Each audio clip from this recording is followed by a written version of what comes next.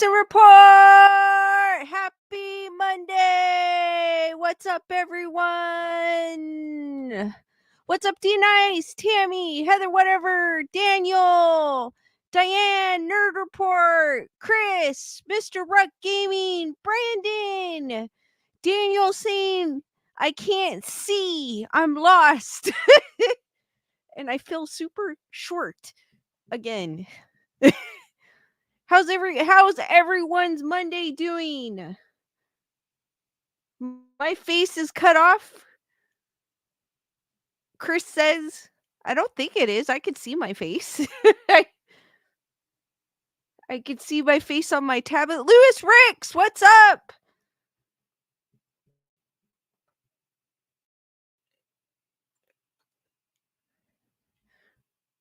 How's everyone's Monday going? Wink Sheepberry, what's up?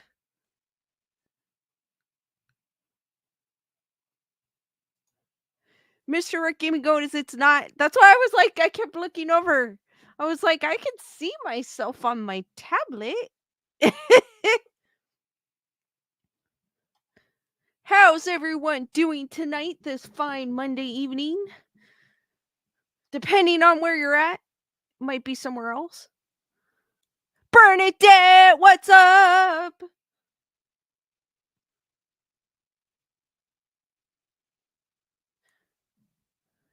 Just a reminder, the Skeleduck is somewhere behind me. Just remind me and I will reveal its location.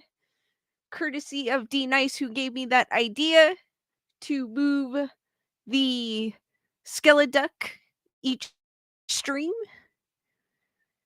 Daniel goes good with the rain. We're supposed to get some rain. It's showing 5 days of rain here in Southern California, so we'll see what happens. Daniel's having rain, so I'm assuming it's coming our way sooner or later. Chris goes, maybe you were slouching. I might have been. I tend to slouch. Logical Spock, what is up? I do tend to slouch. I have a bad, and then of course I hate when that happens. My blanket wants to fall, but oh well. Daniel goes, it was heavy rain. That's what they're saying. We're supposed to get heavy rain, possible flooding, so we'll see. Diane saying cold and raining here. Just put some tuna mac and cheese in the oven. Ooh. Logical Spock goes, this is a neat subject to talk about. Before I get into the Bermuda Triangle, I do have something I want to share with you. Well, I know Ink Sheepberry. I haven't seen you in a while. Good. I'm glad you're able to make it. Chris Barber sees the duck. I was trying to make it. I thought I had it in a good spot the last stream, but everyone found it. Elaine goes, just listening while the kids fall asleep, but looking for the duck. Sadayi, what's up? Tammy, how's it going? Sabrina, what's up? Just a reminder for anybody coming in there, the Skeleduck is behind me somewhere. Just remind me at the end of the stream and I will reveal his location. He's somewhere around here. I had to make sure you guys could see him. You guys can see him. He's there somewhere. All right, before I get into the Bermuda Triangle and some other articles that I wanted to share, Nerd Report shared something with me. And this is from the New York Post. And I thought it was kind of interesting. What would you do if you saw Bernadette? You found the duck already? What? No, I'm just kidding. I was trying to put it in a good spot. What would you? Of course, stupid me likes to start them in the middle of this. So this one's from the New York Post. And what would you do if a creepy, inflatable gingerbread man tries to walk into your house? What would you do?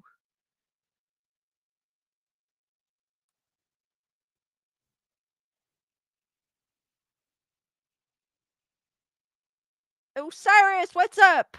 I don't know what I would do. I don't know what I would do. I'd probably be going, "What the F?" That's the first thing I would say. Daniel found it too. The second thing I would see if I saw a gingerbread man, gingerbread man walk in, I would think I was dreaming. I would try to pinch myself the second.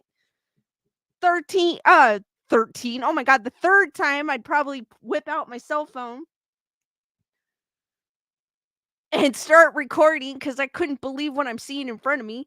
I would make sure my doors were locked, which they normally are anyways, but I would triple check.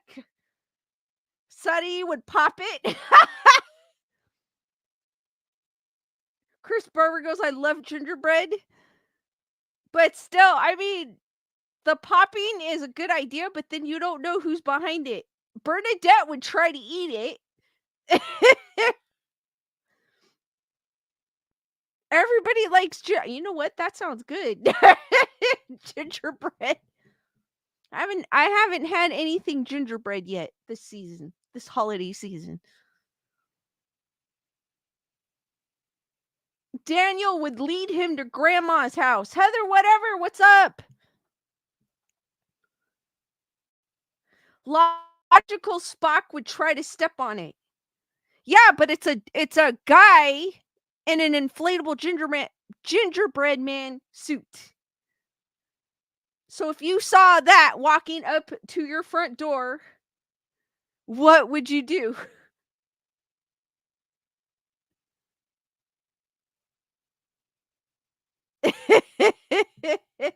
Well, anyways, this actually happened to someone in Virginia. And it starts off going, run, run as fast as you can. A man dressed as a giant gingerbread man has a community in Virginia on edge after he was spotted trying to get into a home, according to a report. An Arlington County resident told WUSA 9 that he was sitting down for dinner with his family Wednesday night when the inflatable life-size cookie appeared at his front door, standing silently.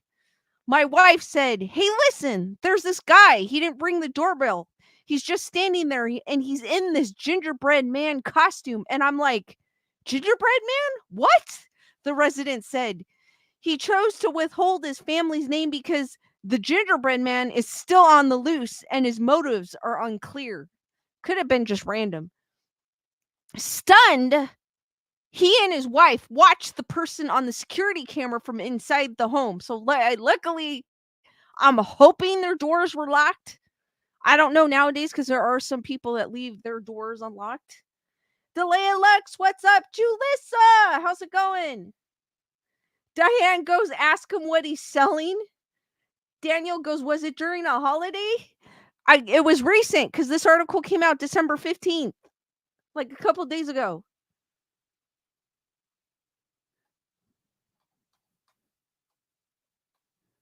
A man in a gingerbread costume was caught on camera trying to open a family's door in Arlington County, Virginia. We noticed the door was trying to be pushed. We looked at the camera. I'm looking at this guy in a costume, the homeowner told WUSA 9. Unsure what to do next, he phoned the police department's non-emergency line to report the bizarre encounter. I just told them, listen, I just want to report this. It's not an emergency. Some guy came with a gingerbread man costume, he said, and they were like a gingerbread man? I'm like, yes, a gingerbread man costume. I have video, he said. About an hour earlier, another resident of the neighborhood, Lindsay Churchill, said she saw the gingerbread man lurking outside her home.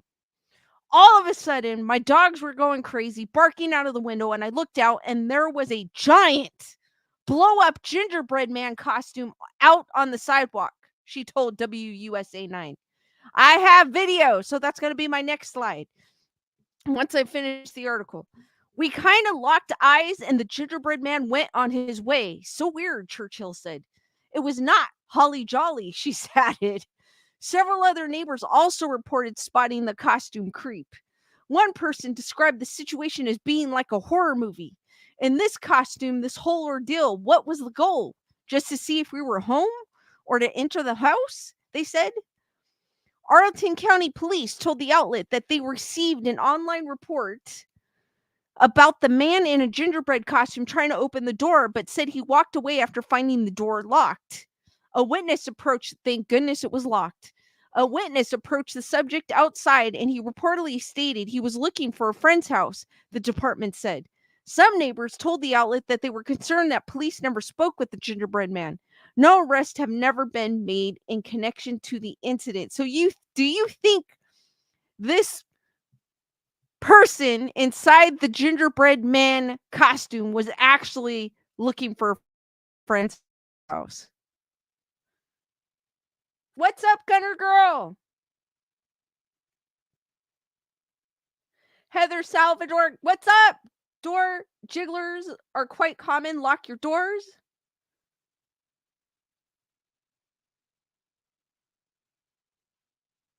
Daniel Miles goes, knock, knock. Hello, do you have an air pump? Suddy goes, I add to my response, he would get knocked out. Wake Sheafberry's going, run, run, run as fast as you can. Gunner Girl did not get notified. What?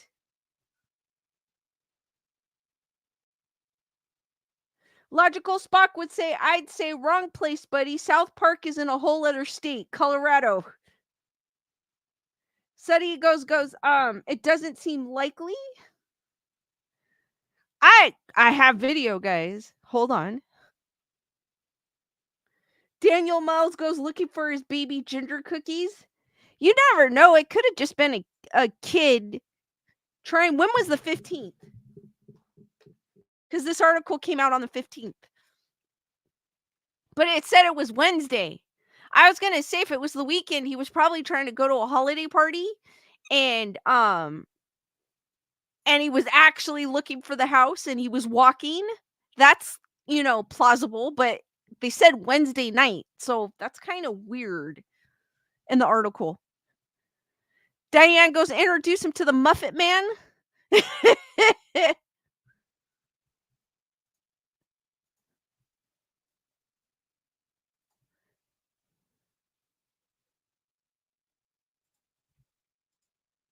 All right, this is on X or Twix, as Bernadette likes to say, call it.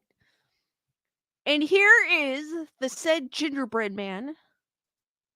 Mason Drive in Arlington. My wife said, hey, listen, there's this guy, he didn't ring the doorbell, he's just standing there. He's in this gingerbread man costume. I'm like, gingerbread man, what? This man, who asked us not to disclose his identity, says they didn't know what to do, so they just watched. Also, we noticed like the door was trying to be pushed. We looked at the camera. I'm looking at this guy in the costume. He felt like he needed to report it to someone, so we called the non-emergency police line. I just told him, listen, I just want to report this. This is not an emergency, but some guy came with a gingerbread man costume.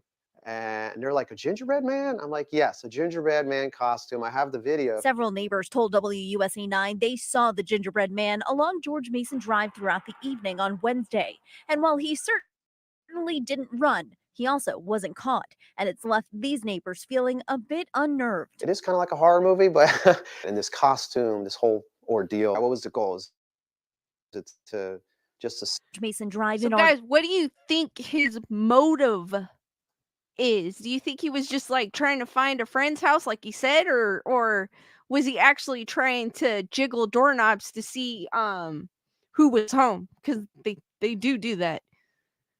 Heather whatever goes, creepy looking for a bathroom Santa could be a bad Santa, so who knows? Bernadette goes, maybe he was looking for Shrek. Wake Sheafberry goes, stay puff Marshmallow Man. Study, but according to the people, it was a man. Heather whatever goes, could be a lost guy with low visibility in the costume, because he didn't look like he was just jiggling doors.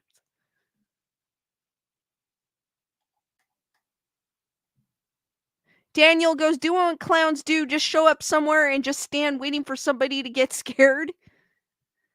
Delay Lux goes, maybe he needs a new gingerbread house.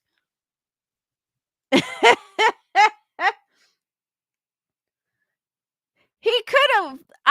without knowing, because there's no backstory to it or like his side, it could have just been some random guy.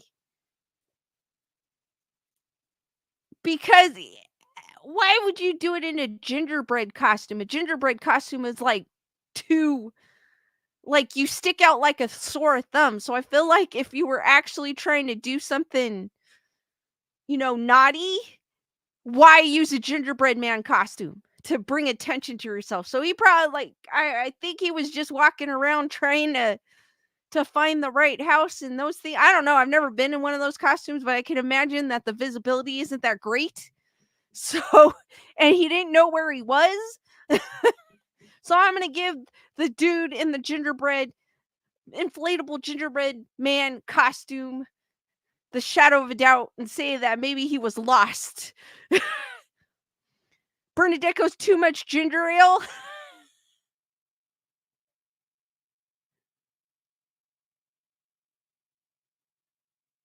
Wake Shapeberry goes, I hope he was just drunk. He might not. It was a Wednesday. They said Wednesday night. So maybe he just got lost. Maybe he was going to a work office party, Christmas party or something, and he decided to go as a gingerbread man. And he just didn't know where he's going. Because they said they reported seeing him, but all he did was try to see if the door was open, and that was it.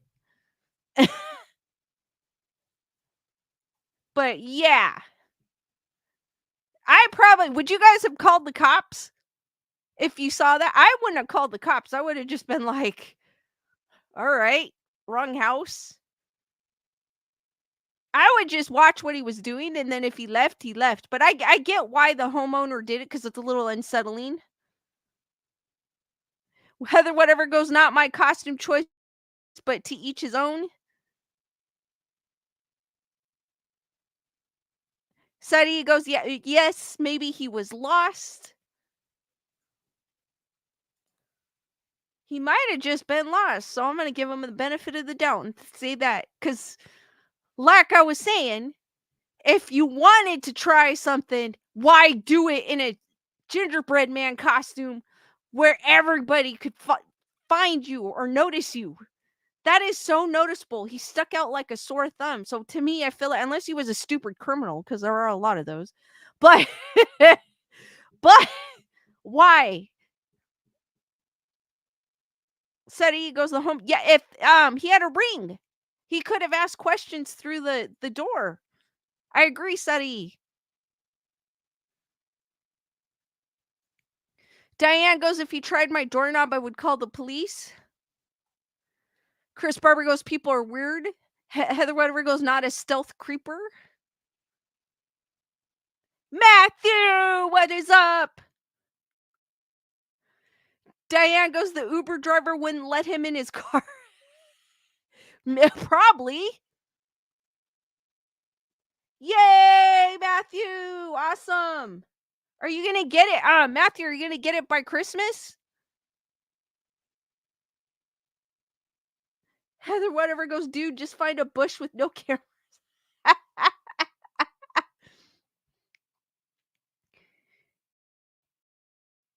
Daniel Miles goes, can gingerbread talk? That one apparently probably could. He probably could. I mean, I guess they should have said something. They should have been like, yeah, can I help you? I mean, it's no harm in them talking through the Ring camera. Ah, Matthew. But still, at least it's on its way. Super cool. But that is the creepy story of the day. The things you see. The crazy things we see.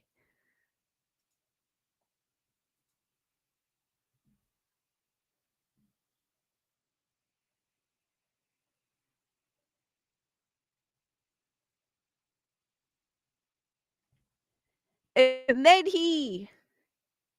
I wonder if anyone else tried to ask him questions, because it's just the one homeowner. But it said other people in the neighborhood saw him. Heather whatever goes, yes, it talks. You can't catch me on the.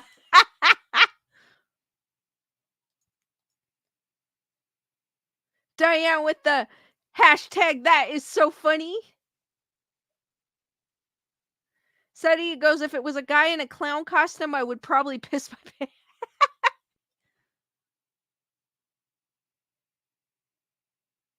Cheryl, what's up?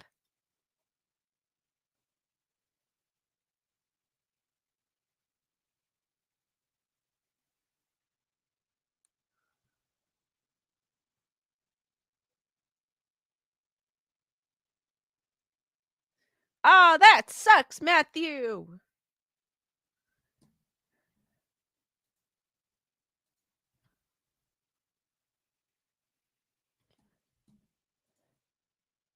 The Bermuda Triangle. How many of you guys, I know y'all heard of the Bermuda Triangle. I was going to ask, how many of you heard of the Bermuda Triangle? I grew up hearing about the Bermuda Triangle. Diane goes, he was definitely.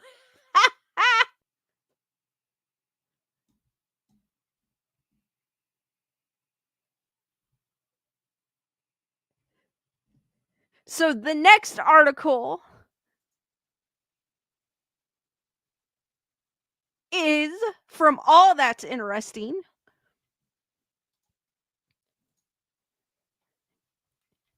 And it is, oh my gosh, can I click off this ad? I hate ads. It is, what is the Bermuda Triangle inside the mysterious patch of the Atlantic where dozens of ships, planes, and people have disappeared?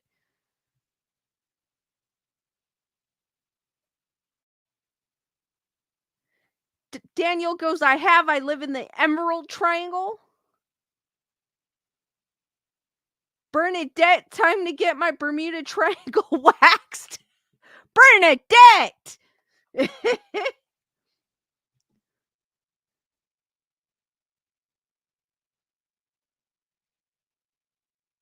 Elaine goes, isn't that where Fester Adams came back from? Oh, yeah, he was vacationing in the Bermuda Triangle. Cheryl King goes, lots of planes and ships missing in there. So it starts off, discover the real stories of calamities, disappearances, and other inexplicable events that have unfolded inside the Bermuda Triangle, the infamous section of the western North Atlantic that left experts baffled for decades. Delay Lux goes, that's where they find buckwheat.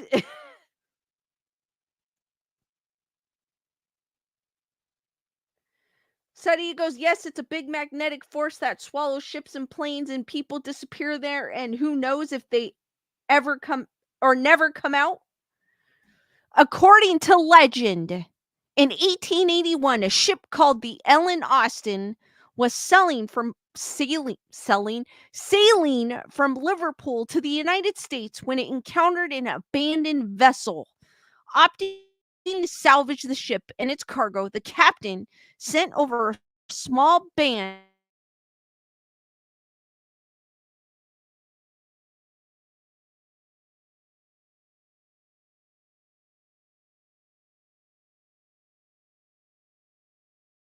abandoned anew with no trace of his men. This was just one of the many strange stories to emerge from the swatch of ocean known as the Bermuda Triangle. The legend of the Bermuda Triangle has captivated the world since the 1960s when the term was first coined in Argosy magazine, but its history of puzzling disappearances and other odd phenomenon is far older. In fact, even Christopher Columbus reported some unsettling occurrences as he passed through the Bermuda Triangle en route to the Americas. So what is the Bermuda Triangle exactly? Is the Bermuda Triangle real? And if so, is it dangerous? Read on to learn about its bewildering history. Wakeshape Barry goes, magnetic rocks over there used to mess up dials. Daniel Miles goes, they are living it up on the other side. Bernadette goes, is that where they think Amelia Earhart was lost? Yes. Heather Whatever goes, go into it with your own magnet. Would they repel? Good question. Chris Barber goes, no, she disappeared in the Pacific. I could have sworn it was like what Bernadette says, but we'll read. We'll see if they mention her.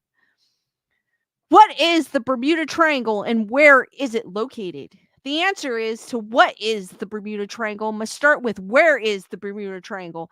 But like many things about this strange stretch of ocean, the area's exact parameters are somewhat murky. Writer Vincent Gaddis, who coined the term in his article, The Deadly Bermuda Triangle, for Argosy magazine in February of 1964, offered the first definition. Gaddis explained that the triangle itself is formed between points in Bermuda, Florida, and San covering a sweeping 500,000 square feet miles in the Atlantic Ocean. That said, others have described the Bermuda Triangle as being much larger, perhaps encompassing as much as 1.5 million square miles, according to Naval History and Heritage Command.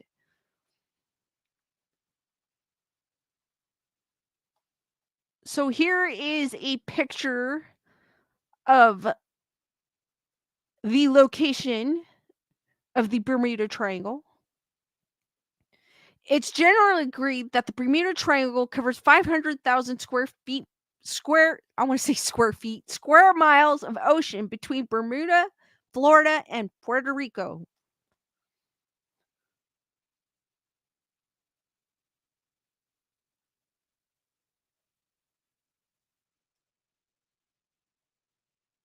Bernadette goes, she's probably on that island with Elvis and Tupac and Marilyn Monroe. Heather Whatever goes, I think they might have found her remains. This area is by no means isolated, Gaddis wrote in his 1964 article. The coast of Florida and the Carolinas are well populated, as well as the islands involved. Sea distances are relatively short. Day and night, there's traffic over the sea and air lanes. The waters are well patrolled by the Coast Guard, the Navy, and the Air Force, and yet this relatively limited area is the scene of disappearances that total far beyond the laws of chance. Gaddis added, the Bermuda Triangle underlines the fact that despite swift wings and the voice of radio, we still have a world large enough so that men and their machines and ships can disappear without a trace. Indeed, within the stretch of sea, whether 500,000 square miles or more than 50 ships and 20 planes have vanished. Many disappeared under truly bizarre circumstances. And though Gaddis coined the term Bermuda Triangle in the 60s, the history of odd events in the part of the Atlantic Ocean stretches back as far as Christopher Columbus. The explorer described seeing a strange fireball crash into the sea while he was traveling through the Bermuda Triangle in the 15th century, and wrote in his ship's log about erratic compass readings in the area. Since then, scores of people have fared far worse than that. Many have disappeared along with their ships or planes while in the Bermuda Triangle, which, according to the New York Times, has also come to be known as Devil's Triangle, Limbo of the Lost, the Twilight Zone, and Hoodoo Sea. The strange disappearance of ships, planes, and people. Wake Shape Barry goes, I've heard there's the world's highest magnetic rock there. Gunner Girl goes, nobody talks about the Bermuda Triangle anymore. It's always been so creepy and mysterious. Seti goes, well, now I get why it takes 3 hours to fly from Florida to Puerto Rico. Of all the ships that disappeared in the Bermuda Triangle, one has long captured the public's imagination, the USS Cyclops, which vanished in 1918.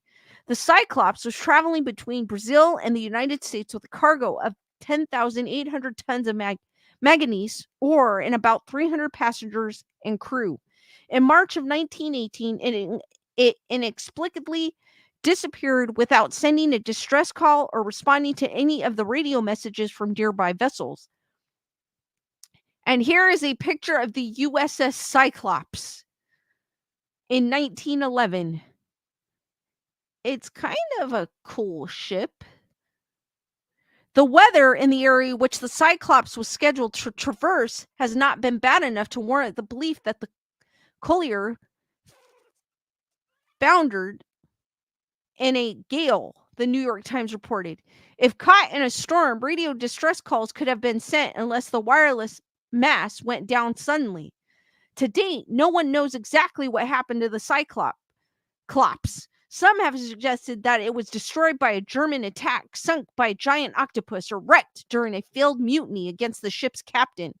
The wreck of the Cyclops has never been found. But it's not only ships that have disappeared. In December of 1945, 5 Navy planes flew from Fort Lauderdale into the Bermuda Triangle for a training mission known as Flight 19. They promptly vanished. To make things even stranger, one of the rescue planes sent to search for them vanished as well. Bewildered naval officials reported that it was as if they had flown to Mars. So they were flying planes. What is that? Like an F4?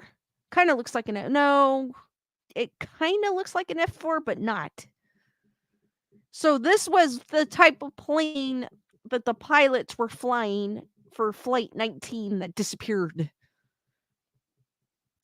In another haunting case, a schooner called the Carroll A. Deering ran around in North Carolina in 1929 without its crew. Eerily, they reportedly left behind a fully prepared meal in the galley as if they'd been about to sit down to eat. Perhaps one of the strangest disappearances in the Bermuda Triangle happened in 1969 when 2 keepers at Great Isaac Lighthouse in the Bahamas suddenly vanished without a trace. Though some have attributed their disappearances to a storm that passed through the area, others think that the supposedly mystical forces of the Bermuda Triangle had something to do with it.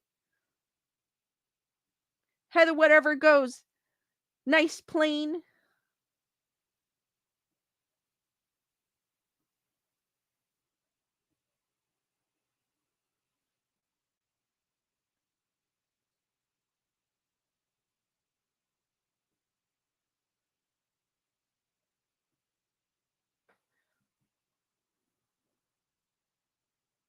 Bernadette goes, isn't that where Godzilla was chilling for a bit?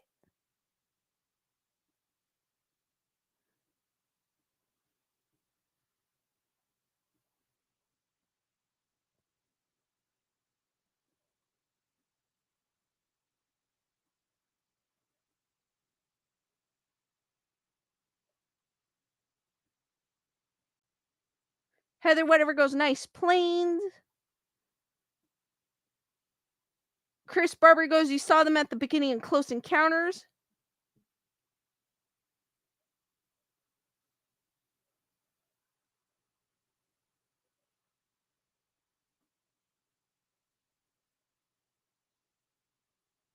Nerd Report goes, click 1 if you love Lisa. Bernadette goes, it was right. Then they brought Godzilla back, or am I mistaken?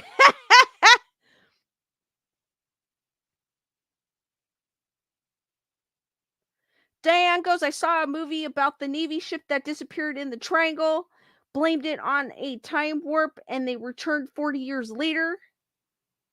Ah, thank you guys.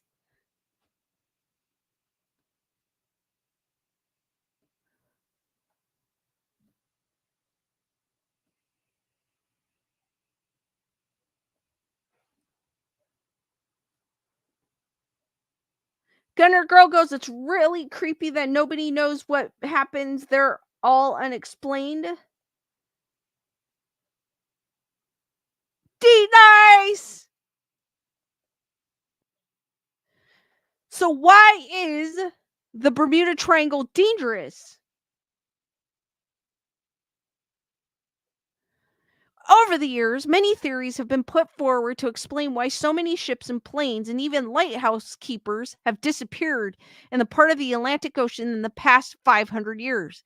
At the National Oceanic and Atmospheric Administration, NOAA, notes Most tropical storms and hurricanes in the Atlantic Ocean pass through the Bermuda Triangle, which makes it particularly treacherous part of the ocean for ships, especially before modern weather forecasting. What's more, the volatile the volatile the volatile Gulf Stream can cause violent changes in weather conditions. Another theory poses that rogue waves, massive swells that can grow up to 100 feet, could have as easily swallowed ships like the Cyclops. And as Encyclopedia Britannica reports, storms in the Bermuda Triangle come from multiple directions, which make these waves even more likely. Yet, another theory suggests that the cause of all the disappearances can be found much deeper in the ocean. The New York Times reported that some scientists believe huge deposits of methane gas could be behind the Bermuda Triangle phenomenon. Eruptions of the gas could displace water, causing ships to sink, and because the gas is flammable, it could even collide with an airplane mid-air and cause it to explode. Then again, the disappearances could be due to something else entirely. Heather, whatever goes giant octopus.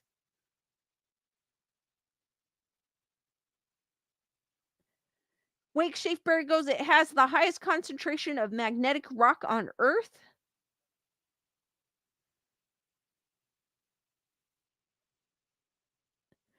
Theories about UFOs, Atlantis, and sea monsters.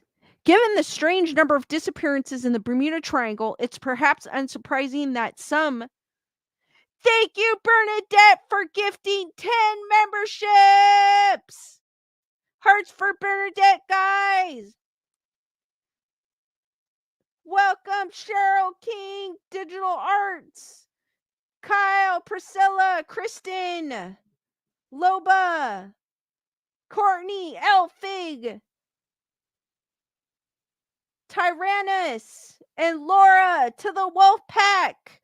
Hearts for Bernadette and all the new members. Just a reminder that your membership is good for 1 month.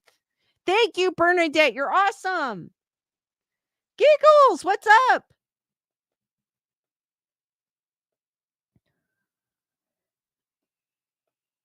Given the strange number of disappearances in the Bermuda Triangle, it's perhaps unsurprising that some have suggested that there may be a supernatural explanation for the phenomenon. Some believe that aliens might have abducted the missing sailor and pilots. This theory states that aliens have used the Bermuda Triangle as some kind of portal to Earth, and that they use the abducted people and ships to better understand humankind. Indeed, a similar theory suggests that this part of the ocean could be some kind of wormhole. Others have postulated that a sea monster could account for the inexplicable disappearances of ships and planes. Usually, a wooden bucket or a cork life preserver identified as belonging to a lost ship is picked up after a wreck, but not so with the Cyclops, Santa Fe magazine reported after the ship's disappearance, according to history. She just disappeared as though some gigantic monster of the sea had grabbed her, men and all, and sent her into the depths of the ocean. But perhaps the strangest theory is that the lost city of Atlantis might have something to do with the Bermuda Triangle. This theory suggests that the sunken city uses crystal energies to bring down ships and planes. Experts, however, have dismissed ideas like these as nonsense. Chris Barber goes giant toilet bowl.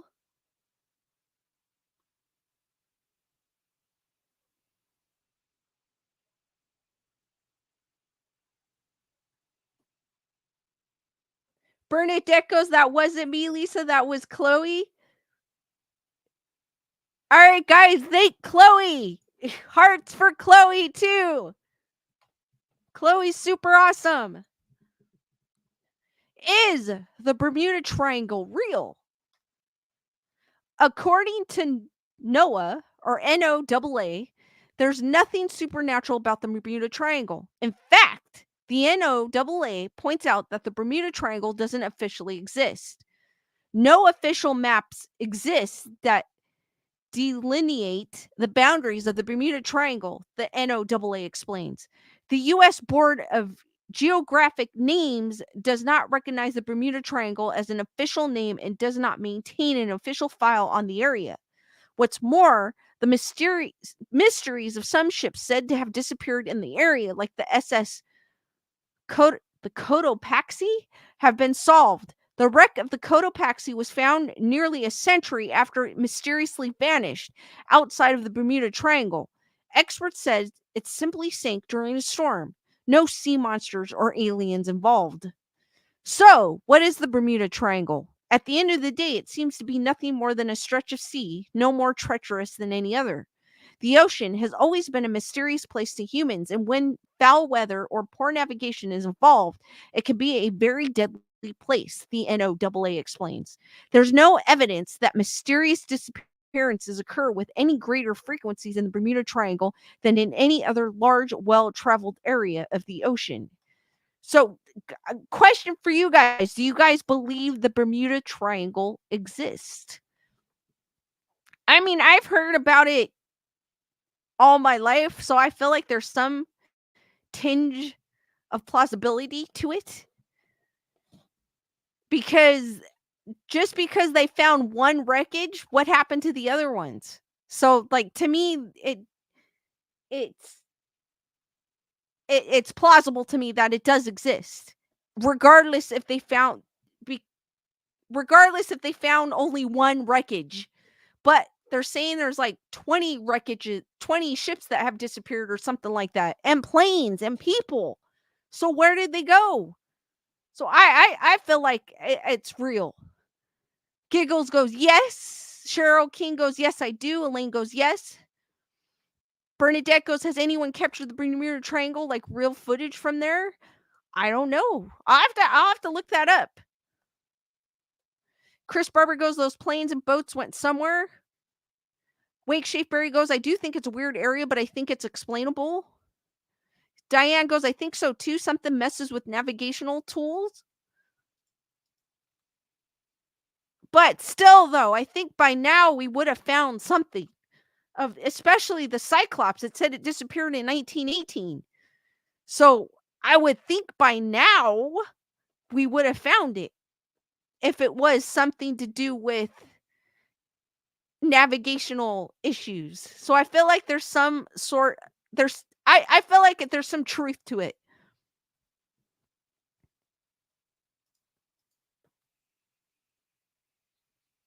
And they're saying that they found one wreckage out of all the ships that had disappeared.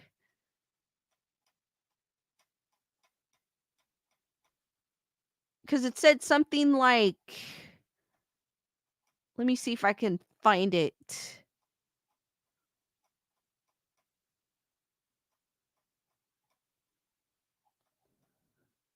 It said something like,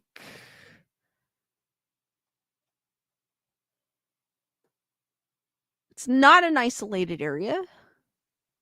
It's saying more than 50 ships and 20 airplanes had vanished.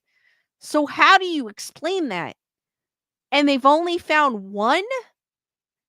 So that makes no sense whatsoever. Chris Barber goes, the ocean is big and deep. It definitely is.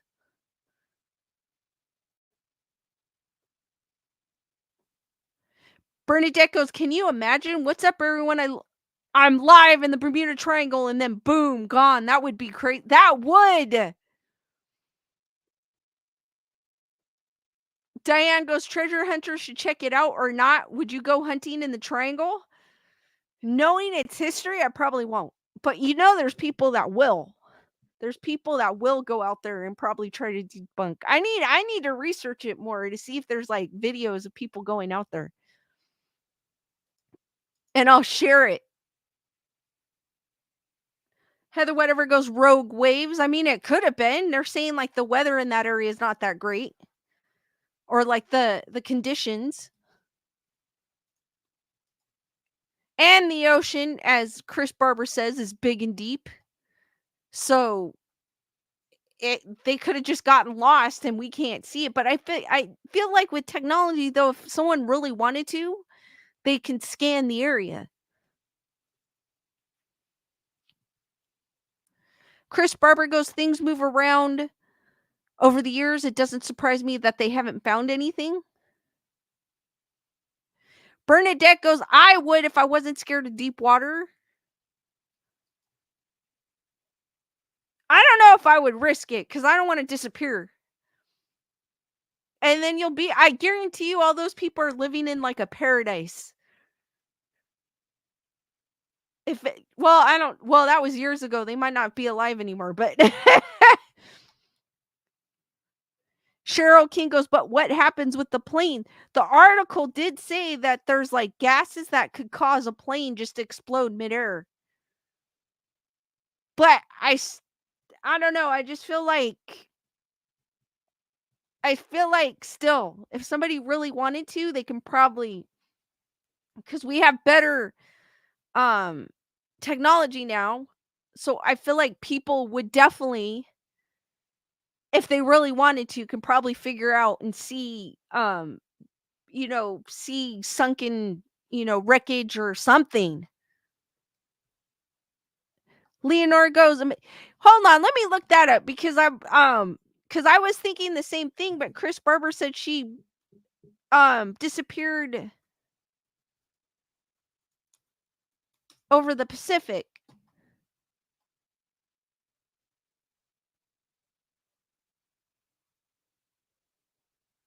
Cuz now I'm really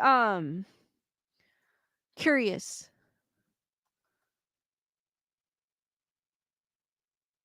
She did. She disappeared near Holland Island, Central Pacific Ocean.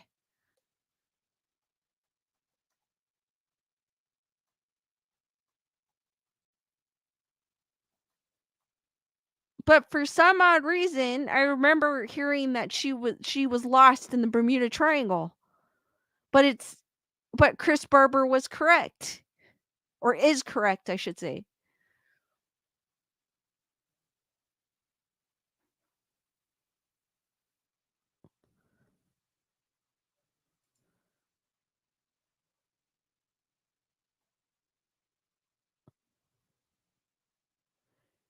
So she was going to Holland Island, which lies in southwestern Pacific Ocean, about 1,650 miles southwest of Honolulu. So it's a different side. Chris was correct. Bernadette goes, oh, damn, I misheard. So did I. What's up, Leonore? Chris won.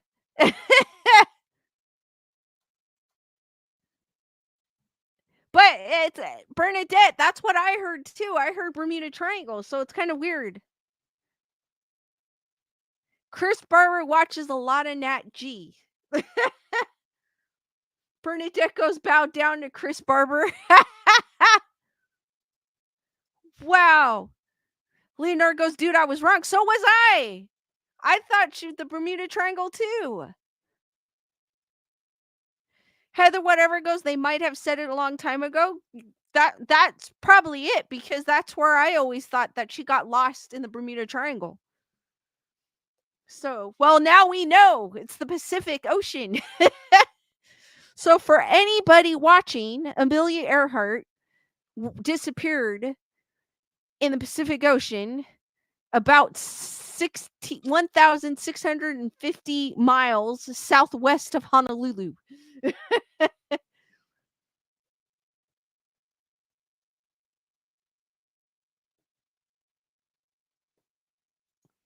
That is crazy.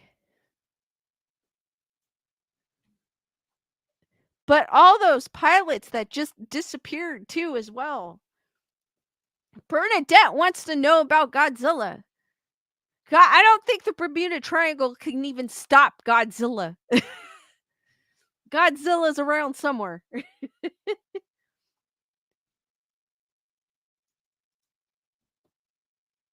You see his head peeking up.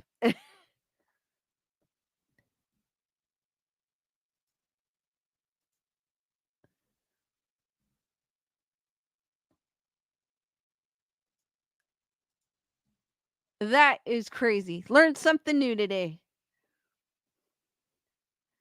Chris Barber goes, Godzilla Godzilla was born in the Pacific too.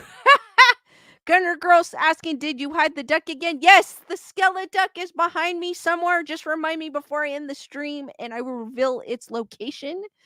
Cheryl goes, nothing can stop Godzilla. True. I agree. I totally agree. Julissa thinks she has found skeleton duck. Just remind me, guys, and I will reveal its location.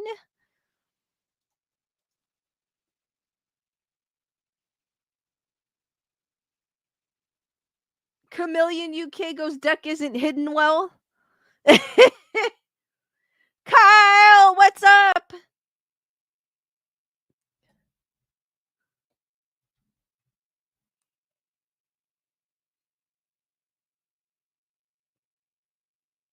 Daniel has me playing with 15-inch woofers. All right. I bet you sound better. You sound better than I do on my end. I sound better on your end than I do on my end. Put it that way.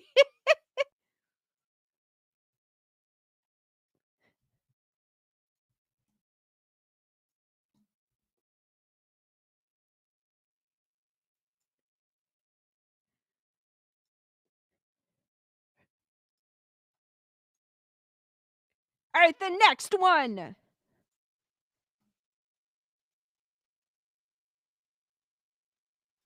is from ihorror.com. And it is 5 real Warren cases that could be the basis for the upcoming Conjuring 4.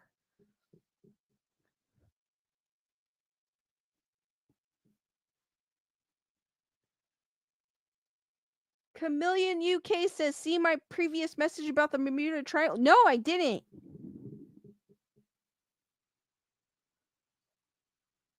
I did not.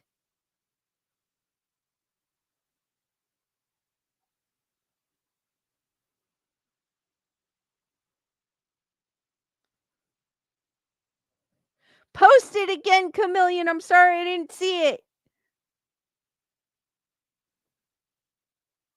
I apologize.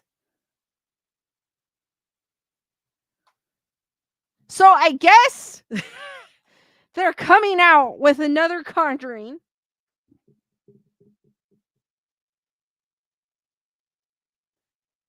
Girl goes, what's a Warren case? That's my dad's name. Warren is Lorraine, and for people that don't know,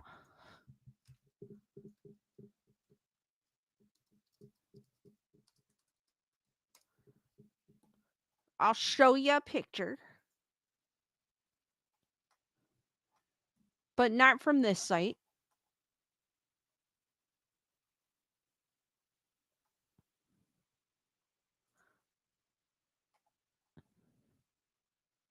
Hold on, let me see if I could get a good picture. Give me a second, guys. You would think I could find a picture right away. I just need a picture.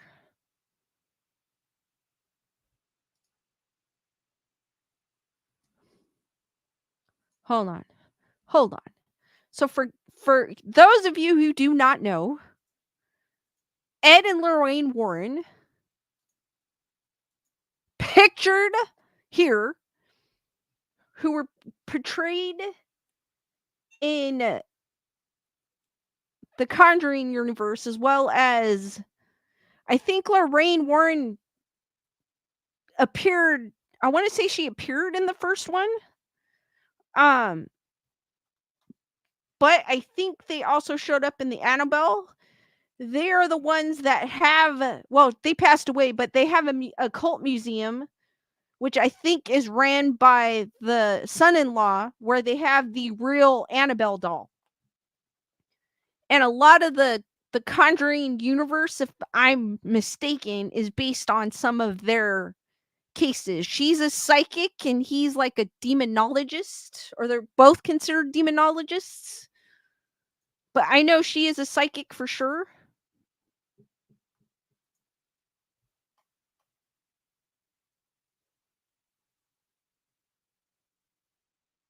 Yeah, he was a self-taught, self-professed demonologist. And then she's a clairvoyant trance medium.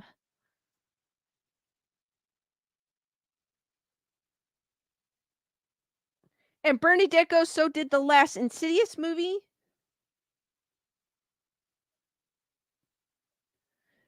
Bernadette goes, spooky DuckTales. Whoa!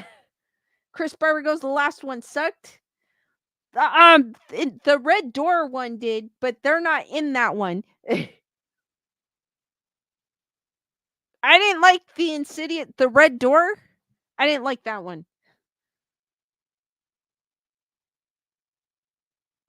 Chameleon goes, a underwater UAP construction facility is there. What? That's crazy. Chris Barber goes, not another one. I don't particularly like. I liked Insidious. Hold on, I'll come back to it in a minute. I liked Insidious, but I don't particularly like these films because they have too many jump scares. Like, I don't like jump scares. I like the ones where they scare you, but they don't come out at they scare you, but it's done in a clever way, not like jump scares.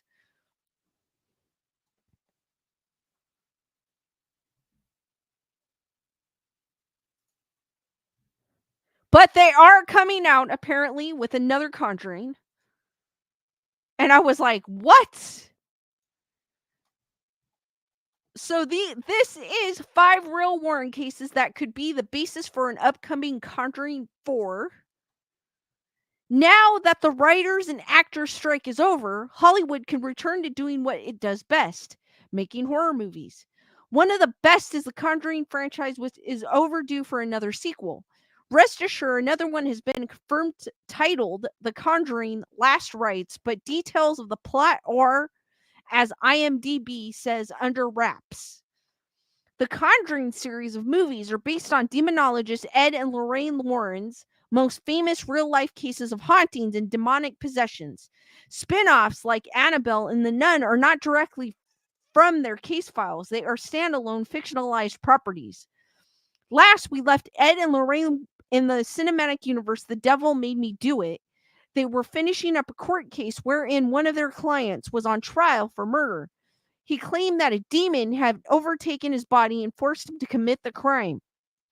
This scenario was not in the storytelling realm that the Warrens usually investigate. The couple usually helps families living in haunted houses. Therefore, it is up in the air as to what the 4th installment will be about. Apparently, there was a since-removed post-credit scene at the end of the last movie that set up the situation for the next one, but director Michael Chavez and the other filmmakers involved decided to cut it, perhaps not wanting to make promises they couldn't keep for Conjuring 4. So, we did some investigating of our own and found some Warren cases that might make for a great story should filmmakers need any ideas, or since Part 4's plot is being kept secret, what potential cases the movie could be about. Chris Barber goes, she was in the audience for the class. That was for the first one, right? Chris? Daniel goes, is his name Angel? Heather whatever goes, spooky couple.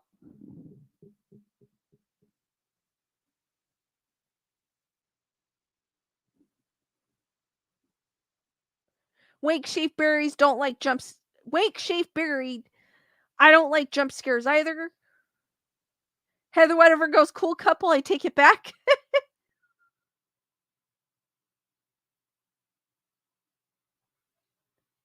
Chameleon Yuge goes, can't see that working as a defense. I was possessed. All right, it was. Okay, I wasn't sure, Chris, but thank you. She does. Lorraine Warren does appear in the first Conjuring movie in the class.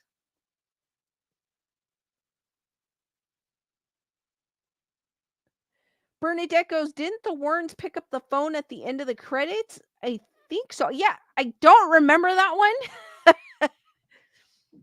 That's how great I thought that one was. I don't even remember it. Leonora goes, I want to visit their museum. I do too. I would love to see the real Annabelle doll. So it starts off with the the Sneakheader House.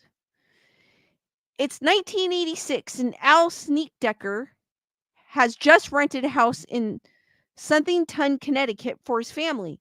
After they move in, they made a grim discovery in the basement, which led them to the realization that the house was once a funeral home. The family suffered lots of phenomena, such as the ever-present smell of decomposing flesh, and what? That makes no sense. And they didn't proofread. Their eldest son got most of the attention as he claimed to see the ghost that never moved on. The Snedeckers contacted the Warrens for help, and they confirmed that the dead clients of the former business were mad because the funeral director had desecrated their bodies. This was the inspiration for a haunting in Connecticut, but might make a great remake under the Conjuring banner. I do remember a haunting in Connecticut, but I don't remember anything about this in that movie. I actually liked A Haunting in Connecticut. Chameleon UK goes phone call in 7 days. Oh, yes. 7 days. Heather Whatever goes, I call my house the late night snacker house. Wake Shapeberry goes, Mr. Peabody is the creepiest doll.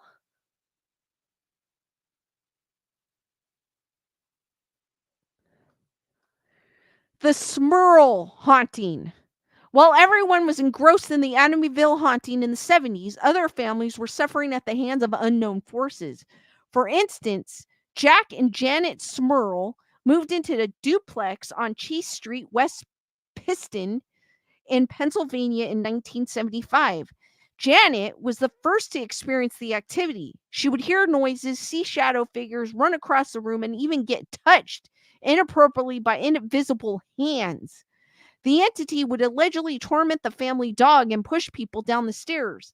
The Warrens confirmed that a demon was present and claimed it even started focusing on them.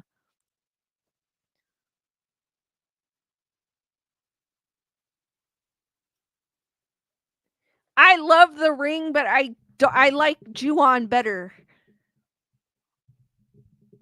I don't know. There's something about Ju-on that I like. The Grudge, but I like the Japanese one.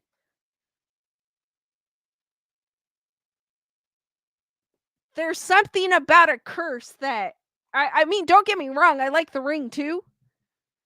With the 7 days.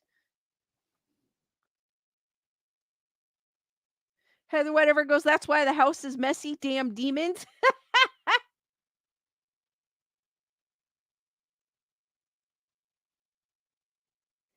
Daniel Miles goes, Sherman and You know what? I think that sounds familiar. The Sherman and Peabody cartoon? That sounds familiar. Diane goes, yes. It sounds familiar. I don't know if I've ever seen it, but it sounds familiar. The Amityville haunting. Probably the most overdone story about a haunted house, but still remains the most famous. This, like The Haunting in Connecticut, might make a great Warren interpretation in the production of James Wan. If you need a recap, the Lutzes moved into their Long Island dream home in 1975. The Dutch colonial-style home was a steal, and the family even came to terms with the fact that only a year before it was the scene of a mass family shooting by the previous owner's son, Ron DeFeo Jr. It wasn't long after the Lutzes moved in before they encountered possessions, loud banging noises, swarms of flies, and bleeding walls. The Lutz famously only stayed in the house for 28 days, and the Warrens were called in to do a cleansing.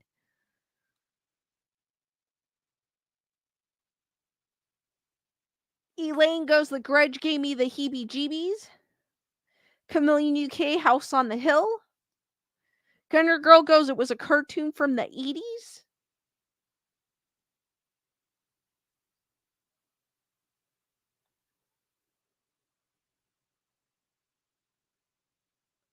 Wake Shapeberry goes, Mr. Peasbottom was his name. D Nice in the house! She made it! Officially!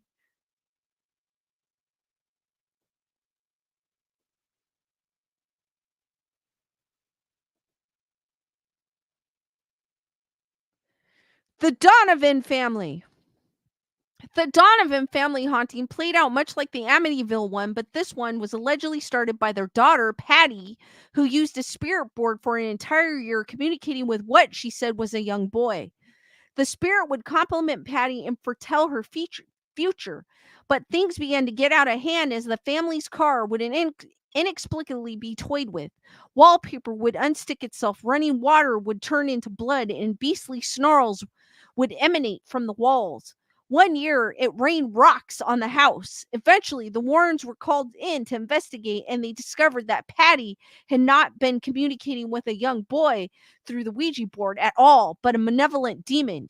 A priest was eventually called in to cleanse the house, which apparently worked. Dun dun dun!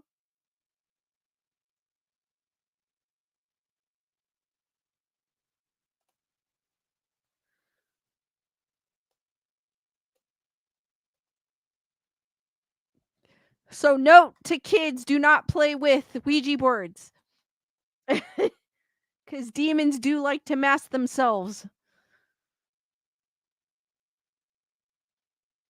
The case of Maurice Therault. Therault? This one is an odd story about Maurice Therault, who is said to have been possessed by a demon.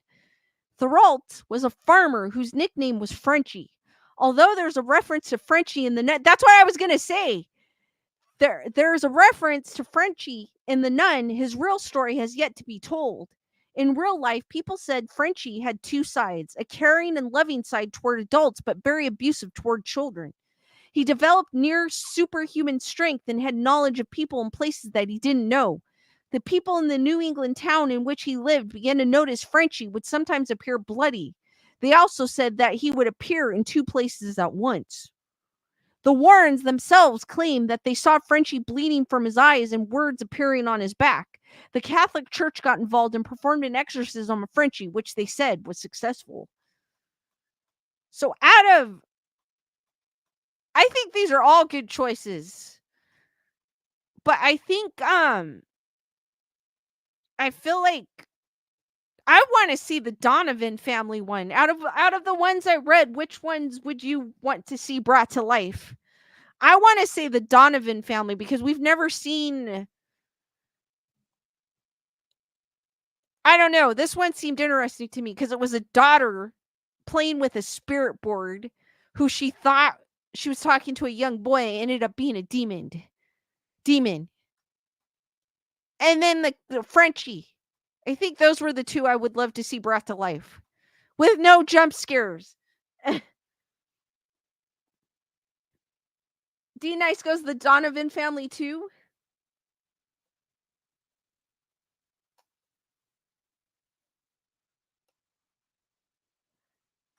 I think those would be the two because we've seen the Amityville horror.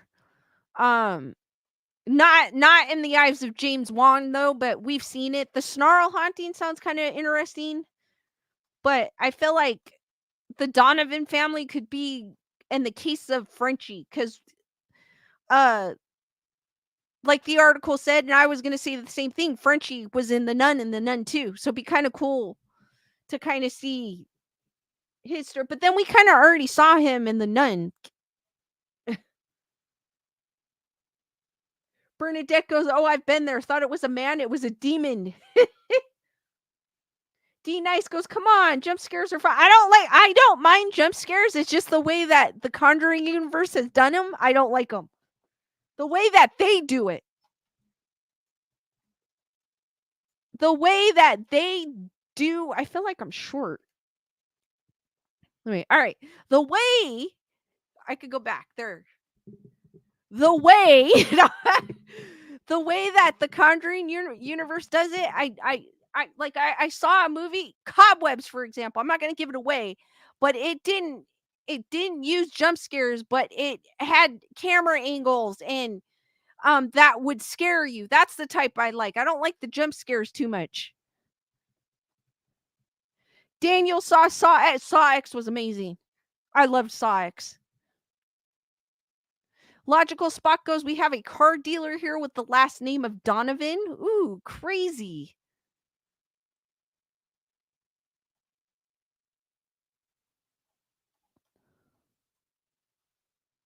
Cheryl King goes, sorry, I'm sick of the Warrens.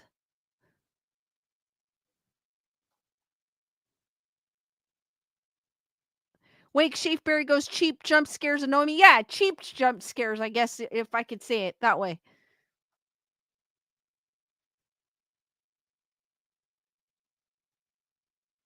But if you haven't seen Cobweb, you guys have to check it out. It's on Hulu, I think. Is it on Hulu? Yeah, it's on Hulu.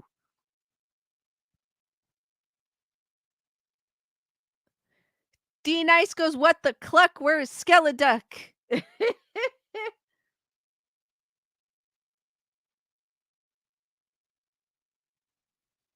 Cheryl King goes, Christine's a great film too. I love Christine.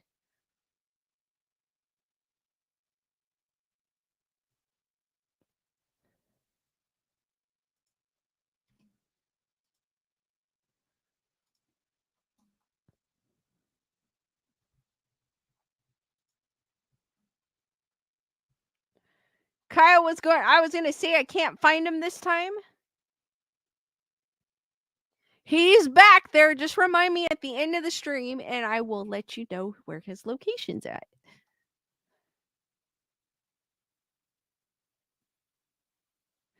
Matthew goes, Christine is my favorite film tied with Ghostbusters.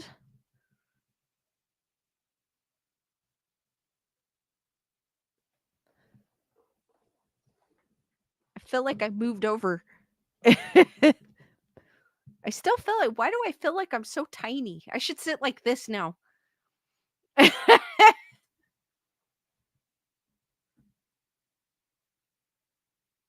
Elaine goes, holy duck in hell! Found him! Sorry, I had to say that one. That was hilarious.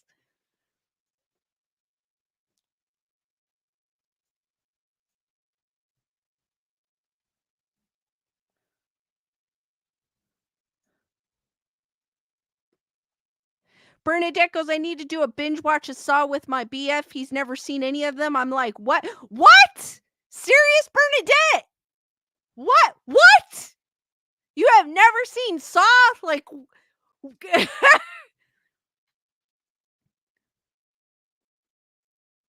Heather whatever goes, I saw Mission Impossible last night. It was like a dozen movies I like blended together. The main stunt was better on YouTube documentary about making it, but it was still great. I think I've seen one or two of the Mission Impossibles. Yes, my chair height is adjustable. D nice.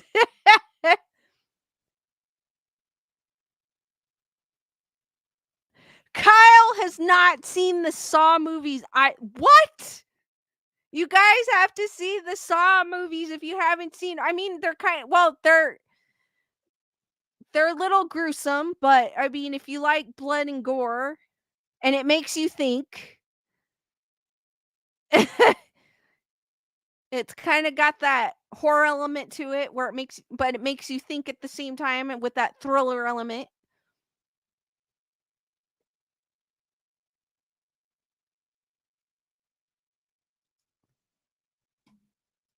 I know it's not some people's cup of tea because it is gruesome, but Heather whatever goes, how many Saws are there? There's 10. I think there's 10 because there's Saw X. I think, is there? Hold on, let me look. I'm probably, yeah, there is. How many Saw movies are there? There are.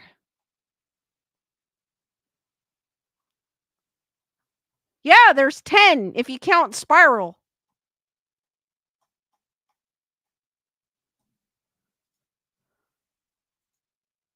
Oops. Hit the wrong button. Right there.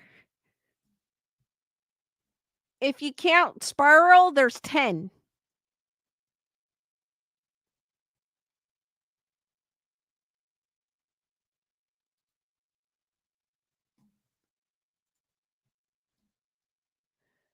Cheryl King goes, too gory for me. D Nice goes, he's my birthday twin.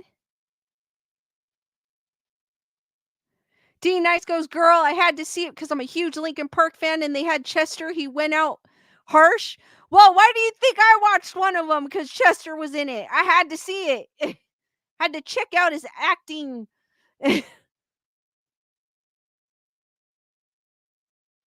Bernadette goes, I ate a steak through Hostel too. I love Hostel. Oh my God. I have to watch it again. I haven't seen it in a long time. 1 and 2. I don't know how many Hostels are there. Because I stopped at 2. I think there's 3. Did I see the third one?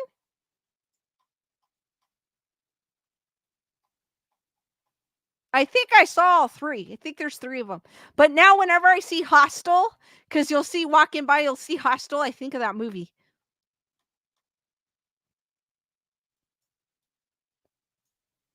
I'm a Hellraiser fan, so that is nothing to me.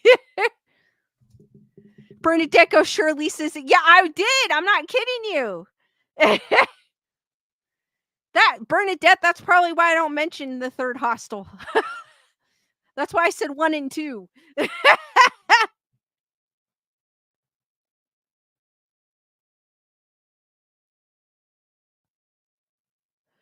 Gunner Girl goes, do you need to see them in order? I would. I don't think you have to, but I would. And no, I have not seen Motel Hell.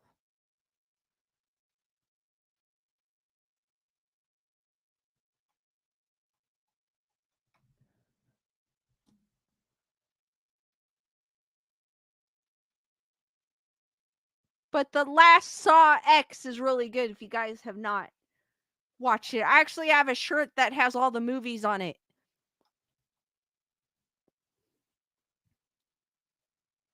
Bernadette goes, did you know Hostel is supposed to be from some real stories? I saw a doc about it. It's no, I did not know that. No way. Serious? They really had rich people pay to torture people? That like that premise, Bernadette? Is that what you're talking about? Like that, or is it like just based on based on something similar that happened?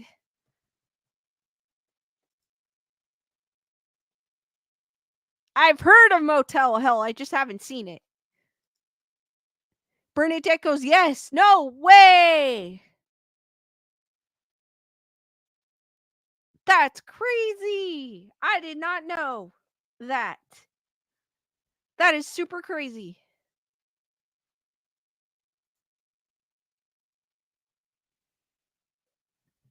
I still remember on I don't know for y'all that were on my Saturday stream how I was trying to look for a photo. I still have yet to find it.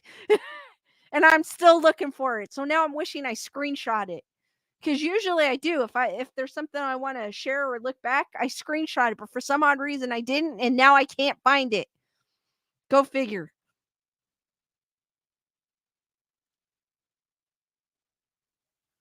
Bernadette goes, girl, if you're rich enough, just true. True. Very true. Sad, but true.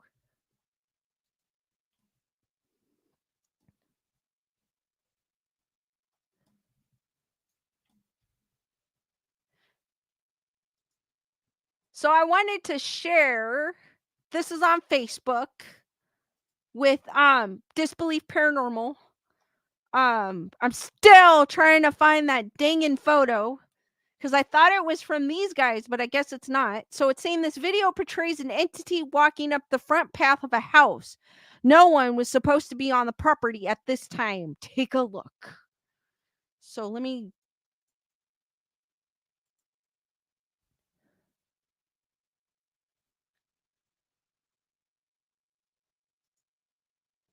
There's no sound. Let me start it over again. Hold on.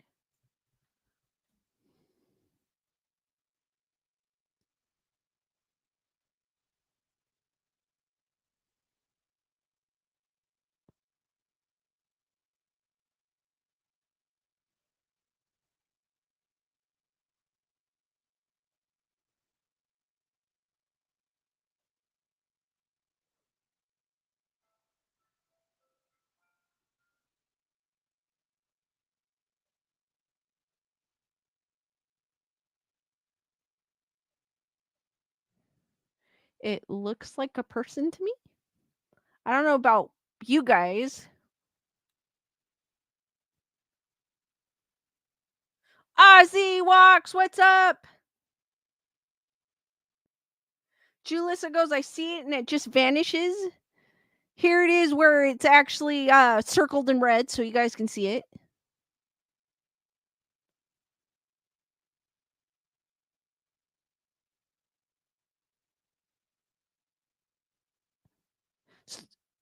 So guys, what do you think of this video? Do you think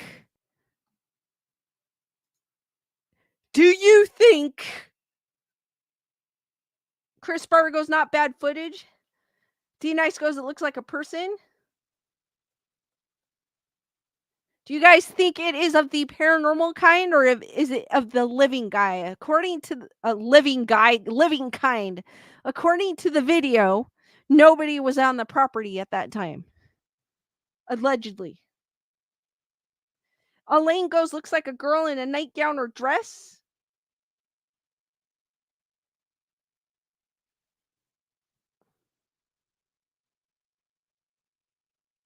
It kind of does. Like with flowing hair, it does. But at the same time, it disappears, so I can't really explain that. It does look like a person walking, but then it disappears. Heather, whatever goes, it did disappear. Yes, the person almost tripped slightly, but the disappearing. Tyranna, what's up? And she found the duck. What? Julis is like, I don't know. So it's kind of hard to explain that video. Like, at first I'm like, that looks like a person, but then it disappears. So that's kind of, it's unexplainable. Chris Barber goes, the patio stuff is clear, so a person would be too. Dean Dice goes, tripped back into the spirit world.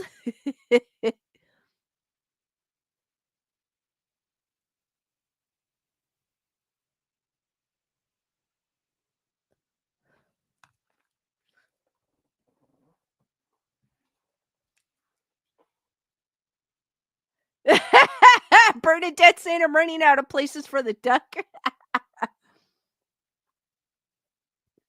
Gunner Girl goes, hard to tell, honestly. Bermuda, Heather, whatever goes, Bermuda Triangle walkway.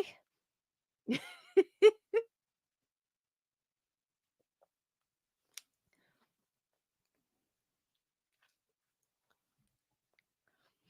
is kind of hard to tell with that one.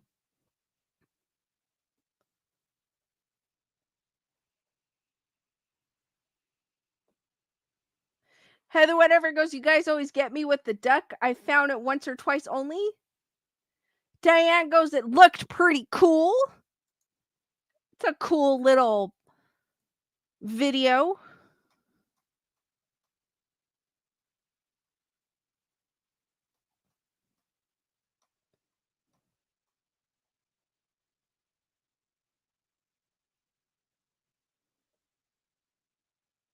Bernadette says, put the duck under my hat. I should.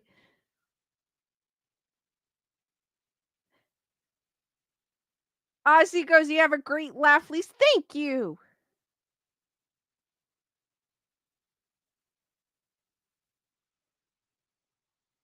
Kyle goes, Bermuda tetrahedron.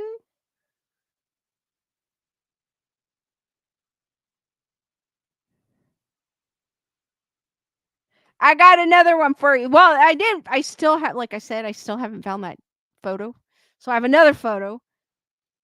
Actually, this one's creepier. I feel like this one's creepier looking. So we're going to go with this one. Heather, whatever goes, I found the troll, though. So this one, let me see if I could get the bigger. Says this photo was shared on Facebook with the following caption. Our old house. Mom took this photo of my sister years ago. The other figure was not there. We had a lot of paranormal activity in that house. So we've got a picture on a winter's day of his sister, and this figure allegedly wasn't there. And it looks like this person's walking away. What do you guys think?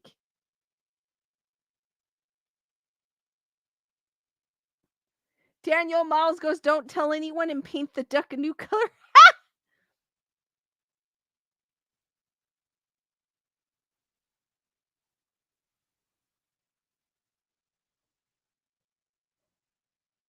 I know. Daniel's going to have to step it up with the duck. Ozzy goes, "Looks fake to me." Because this looks like a guy walking the other direction. Chris Barber goes, "Hard to fake old pictures."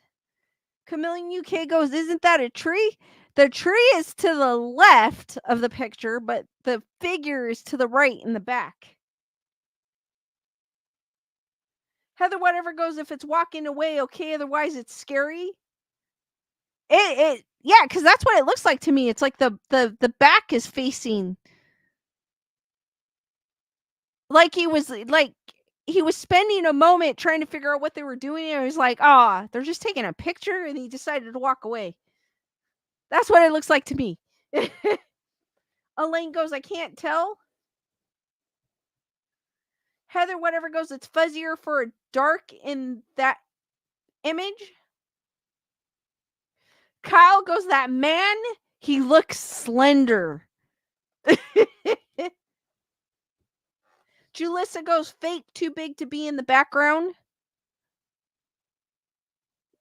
Yeah, but it could have been a man, too, standing there.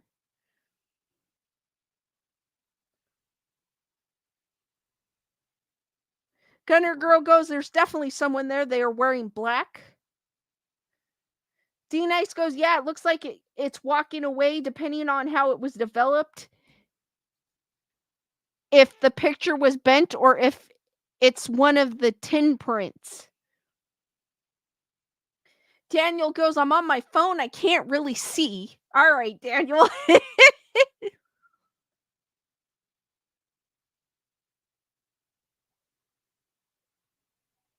I don't think it's one of the tin prints, though, D Nice.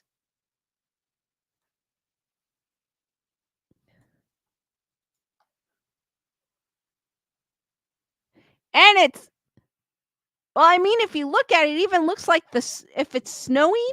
Is it snowing? Because it's fuzzy, so I can't tell if it's actually snowing in that picture, too, when they took that picture. Chameleon UK goes, "One of those men in black." It's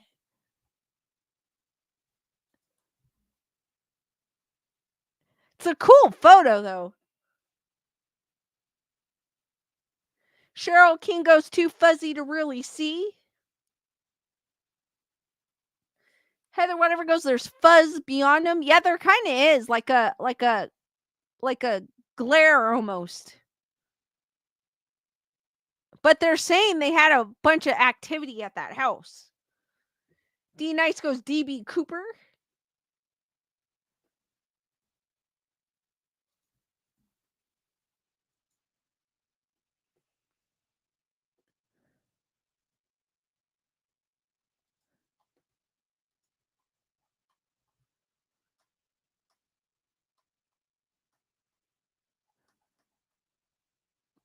Let me see if I can find another one.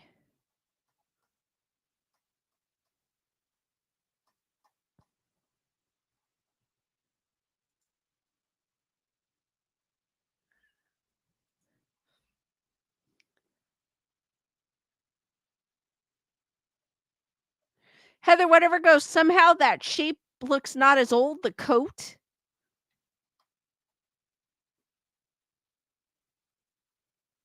Kyle goes, "Paging." Bernadette goes, "Too fuzzy to see was my nickname in high school."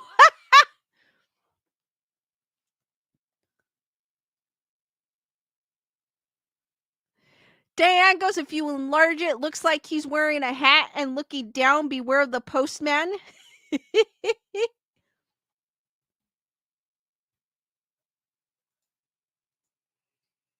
All right, I got another photo from the same place, same site.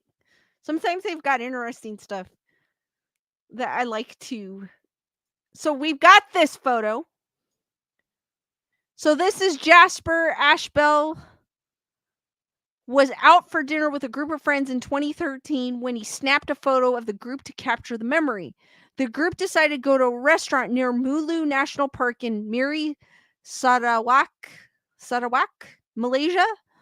This is one of the most remote places in the area. Although they took many photos during this occasion, it wasn't until later that they noticed anything wrong with the photographs. It seems in a photo snapped of the six friends, a seventh face appears toward the bottom of the picture. There's no explanation for the face between the legs of the friends. None of them noticed the apparition at the time. So, guys, what do you think of this photo and the said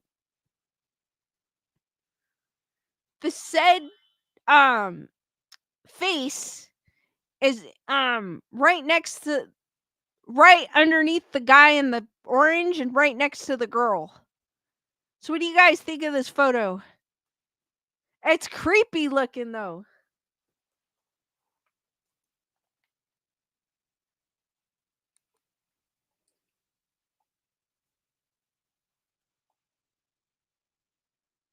Heather, whatever.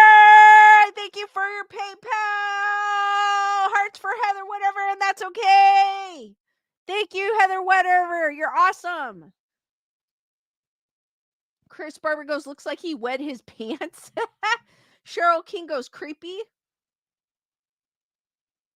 D Nice goes, oh, I thought that was just the folds of orange shirts, pants. Wake Shave Berry saying, wet face. I don't know if you guys could see my cursor. That's why I'm looking over to see if you can. I don't think you can. So you see the guy in orange. And then look down. So you see the guy in orange and then you see the black, right? Where the photo ends. And then the girl with the black hair.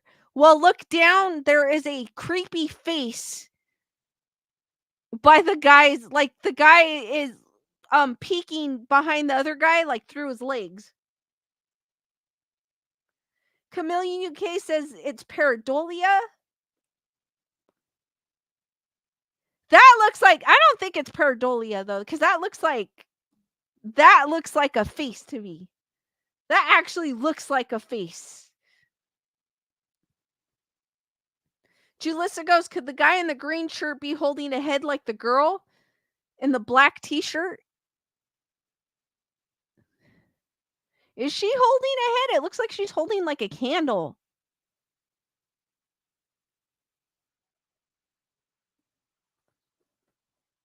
Gunner Girl goes, the face looks evil. Heather Whatever goes, knee biter monster.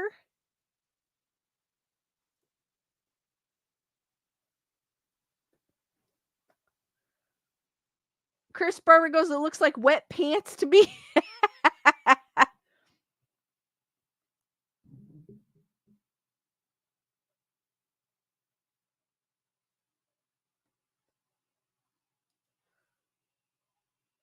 Chameleon UK saying, LOL, saying it looks like a face is pareidolia.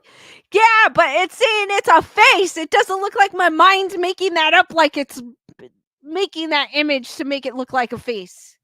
It actually looks like a guy with white pupils and a menacing looking face.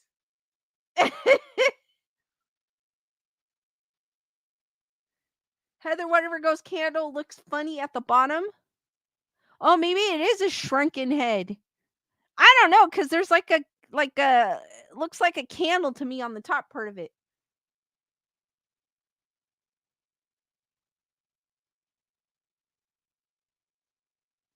Diane goes, the face looks like a man with black hair and a beard.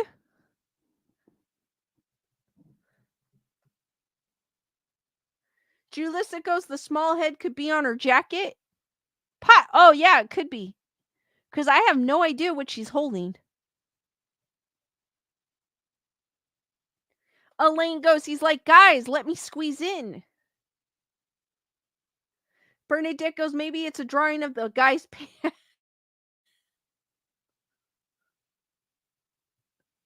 Daniel goes, Hulk green but dead looking. Gunner Girl goes, scary.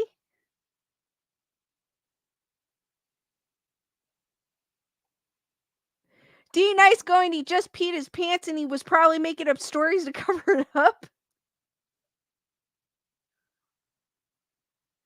Chameleon UK goes, it's a pygmy photo bombing.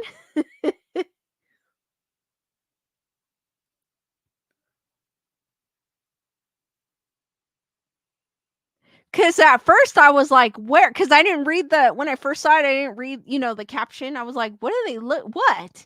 And I was like, oh. His eyes, like, they're white. There's no pupils.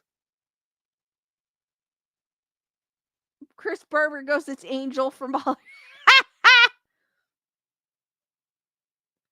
Gunner Girl goes, looks like something for Beetlejuice. It does, actually. It does.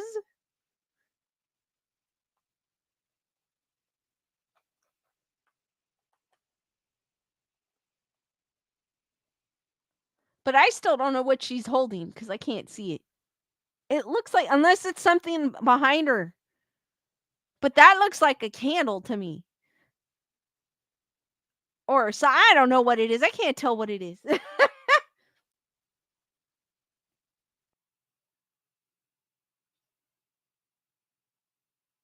Wake Shape Bear, we are looking at a picture that was taken in 2013 in a restaurant in Malaysia. And a group of friends were taking photographs. And when they were looking back at the photos, they discovered that there was an extra face in the photo. Nerd Report with the best stream right here. And if you look at the guy in the orange below, like, and you see how there's the black at the end of the photo, look above it and you see a crazy looking head.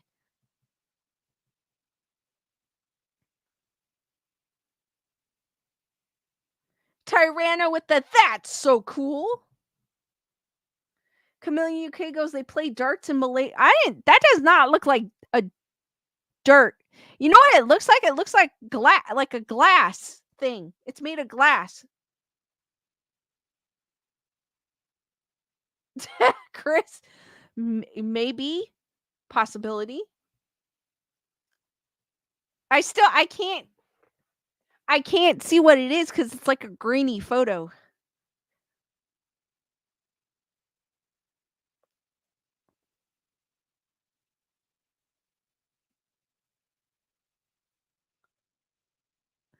Daniel goes orange. Just read Daniel's comment and you'll find the face. Yes, Wank Shapeberry.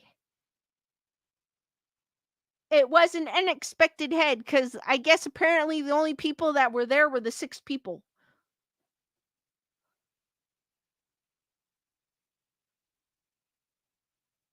D Nice goes, his name is Dick Tracy.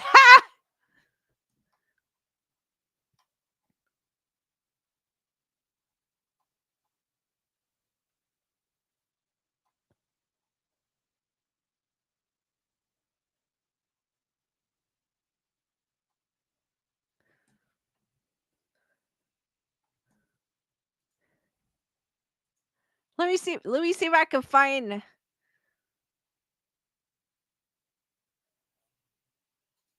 Let me see what else they have.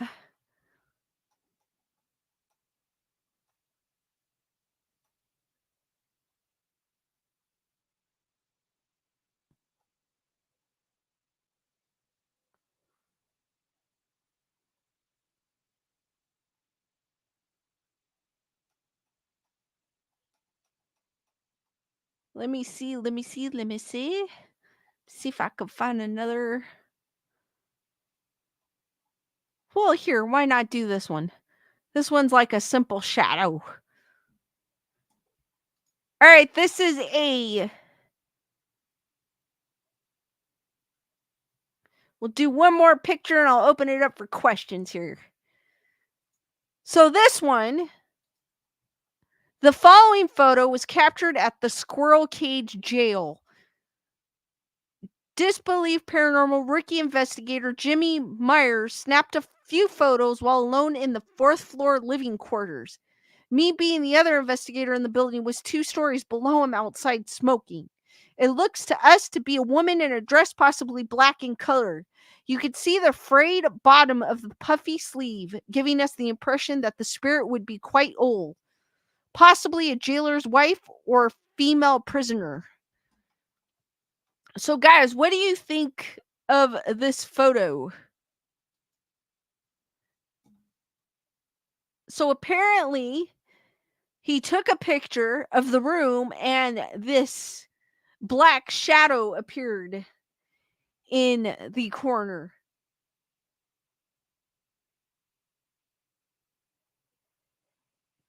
Tyrana goes creepy. Heather whatever goes, it's a squirrel.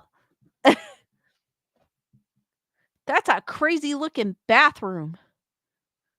I don't. The color is like, this was at a jail and it was this color.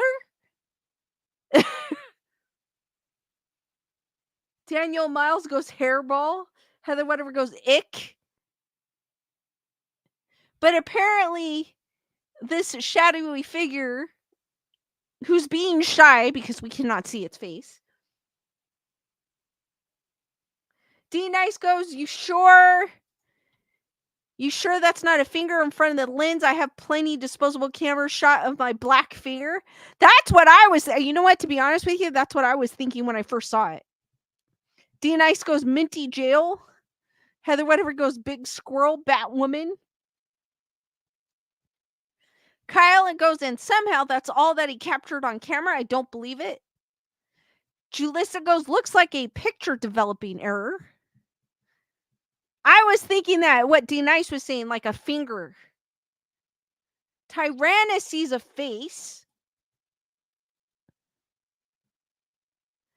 I just see what it looks like, a person in a dress to me. But I was thinking the finger thing too, because I've always gotten my finger in the picture.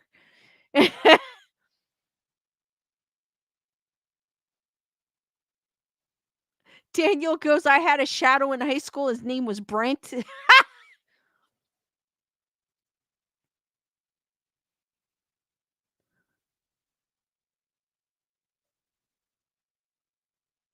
And I kind of agree with Kyle.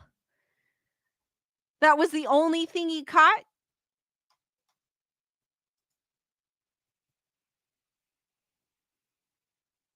Daniel goes, mink coat, maybe? Well, they're saying that it's from like the 1800s when they had the big frilly and the petticoats. Heather whatever goes, I cried off all my mascara. Grish.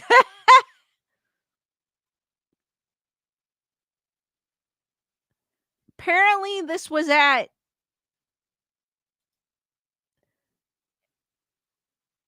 the Squirrel Cage Jail. I'm not sure where that is. Heather whatever's going, why is grandma standing to use the toilet?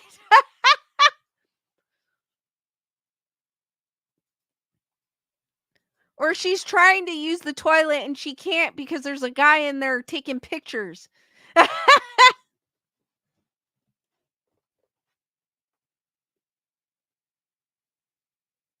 She's like, please.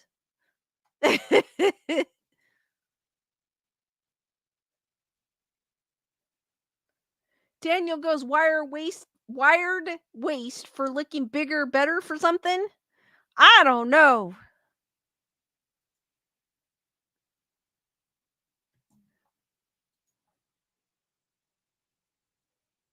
And whatever it is, it looked like it moved too, because it's kind of blurry in the upper portion of it.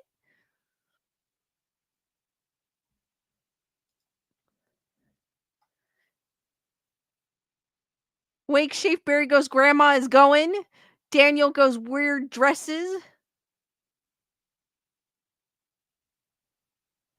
Wake Shape Berry goes, look away.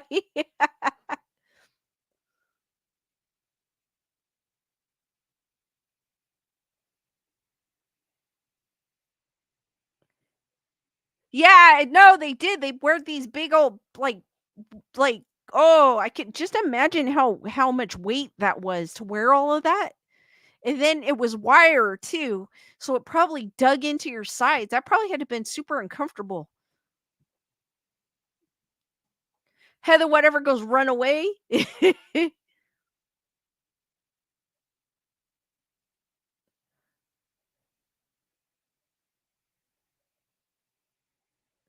Chameleon UK goes one of those ghosts that steal the toilet rolls.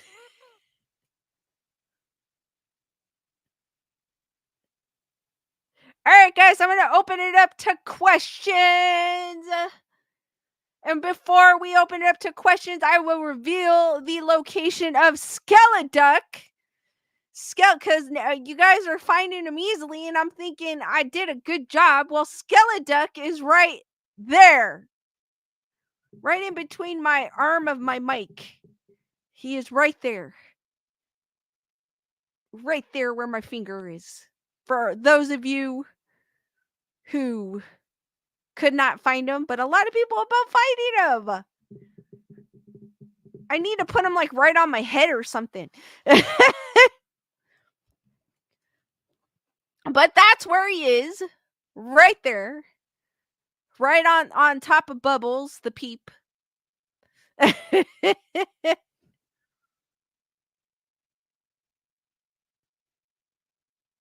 D Nice is like, oh my god, I didn't even see it.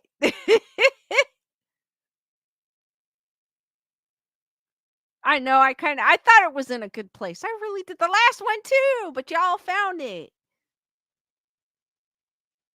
Daniel Miles was, I was gonna say, between the rabbit ears.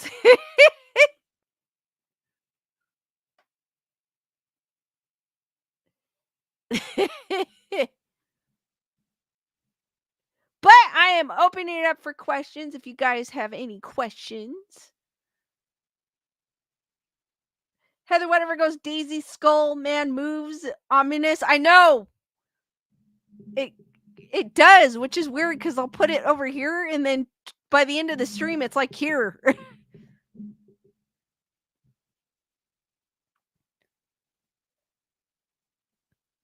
Bernadette goes, so Lisa, there was a Bermuda Triangle tie-in with Godzilla. It was like a tease, huh? I did not know that.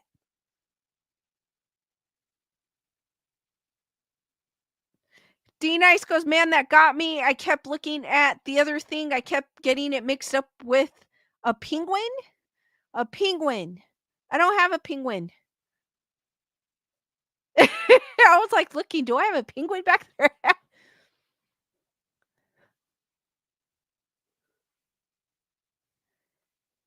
Chameleon UK goes, Godzilla is Pacific. Heather whatever goes, Tokyo to Bermuda connection. I'm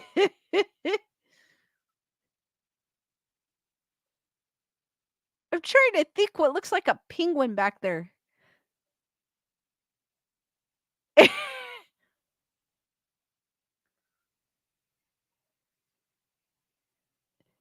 Keep the questions going. Have you ever wanted to...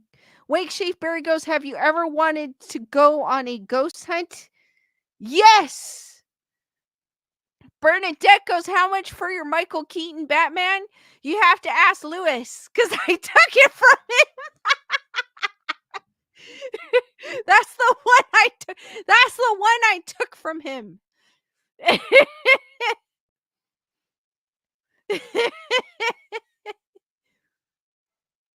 No, Wake Shape Bear, I do have some ghost hunting equipment, and I do want to try it out.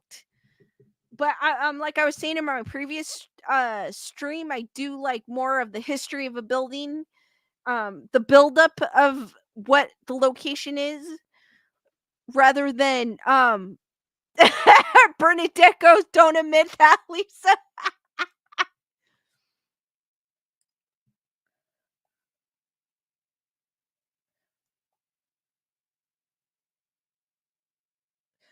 Oh, oh, it's not a penguin, D-Nice. That's Mugwai from Gremlins.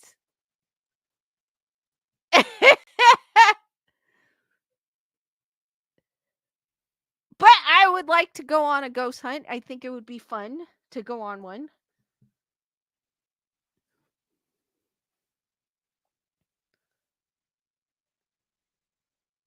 Or Gizmo. I don't know why I want to call him Mugwai.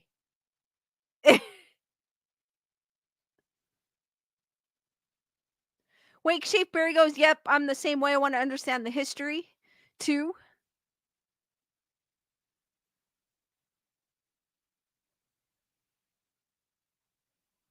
I hate when that happens, Daniel. Bernadette goes, okay, when I go visit y'all and it's gone, blame it on your ghost. I will.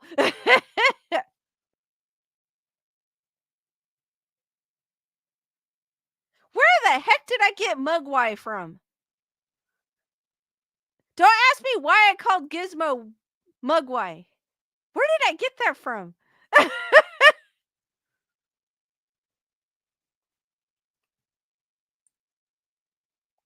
I don't know where I got that from. Serious, now that's baffling me. Duh, George.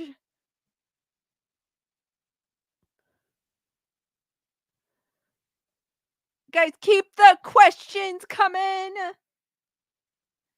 Julissa goes, that's what Gizmo is. Okay, there you go. I was like confusing myself. Kyle goes, that's the name of the species. Okay, I was like, wait a minute, where did I get that from? I haven't seen Gremlins in a very, very, very, very, very, very, very, very, very, very, very long time.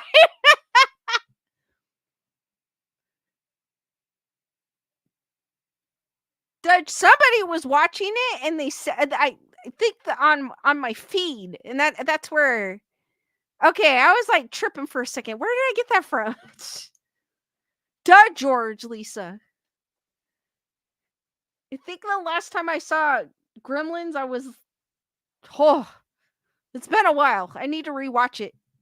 Wake Shaper goes, Gizmo is so cute. That he's from Trick or Treat Studios.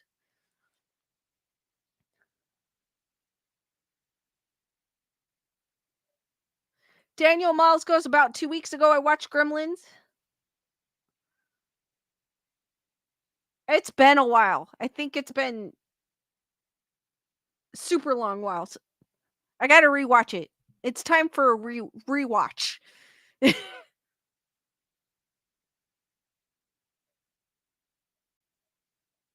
Keep the questions going. I'm probably gonna stay on for another 5 minutes. Julissa goes, Gremlins is a good Christmas movie. That's what I was thinking. I should rewatch it because it's a good Christmas. So cute and funny, Daniel says.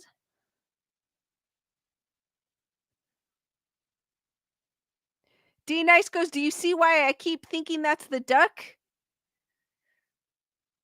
Kind of.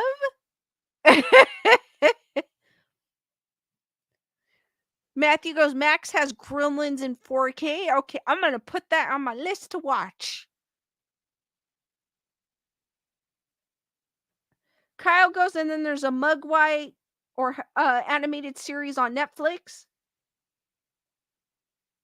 Panda Bear, what's up?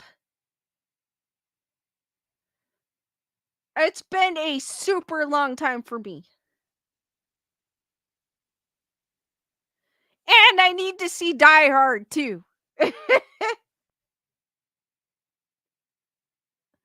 Bernadette goes, Gizmo is what I call my room. Camellia UK goes, best Christmas movies are Die Hard 1 and 2.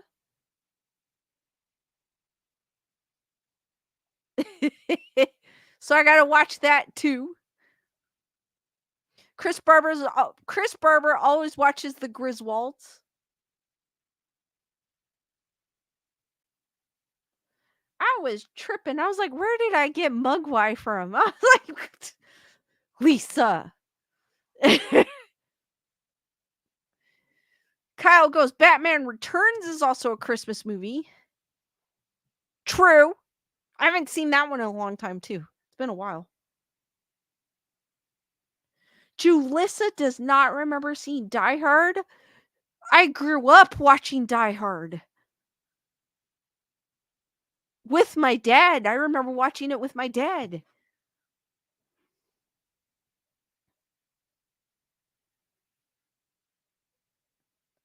Gunner Girl goes, "What are you doing for Christmas? I'm probably going to spend it with family." Heather Whatever goes, "Dark Knight has a Christmas party? Why so serious?" Chameleon goes, "I have to rewatch Beverly Hills Cops 1, 2, and 3 before 4 comes out. Oh my gosh, I haven't seen Beverly Hills Cops in ages."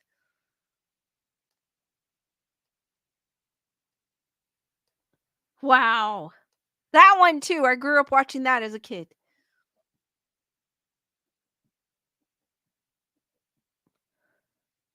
I'm like tilting the chair back and it's making this noise, and I was like, "What was that?"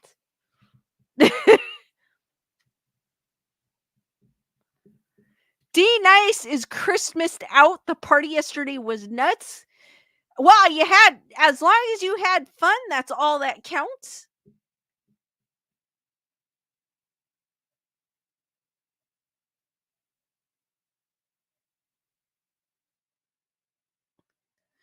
Matthew goes, "Like to see 4, but it's on Netflix. Should have been a wide theatrical release to see it on." It should have. I agree with you, Matthew.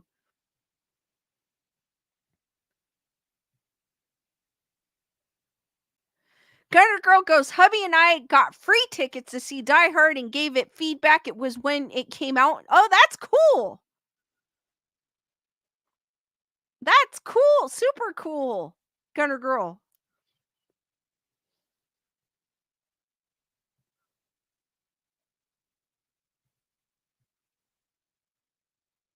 Guys, any last minute questions before I end the stream?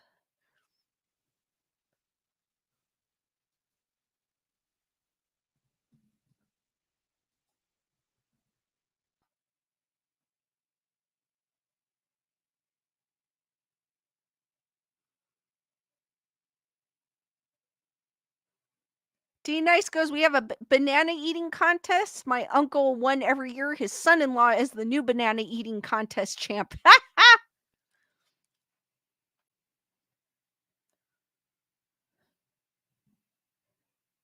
Any last minute question?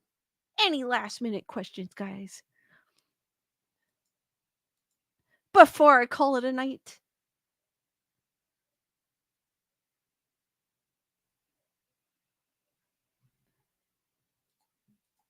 But I do need to put Gremlins and Die Hard on my movie list. I do. I have to rewatch those.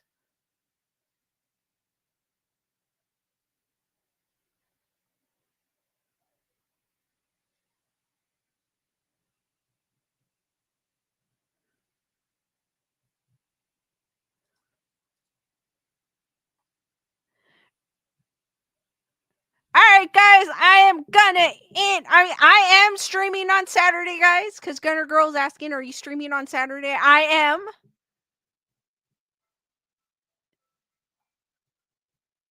D Nice goes, "How successful are you at staying up for New Year's?" I do. I can stay up for New Year's. Depends on where I'm at or what I'm doing, but not all night long. I can't do it all night long.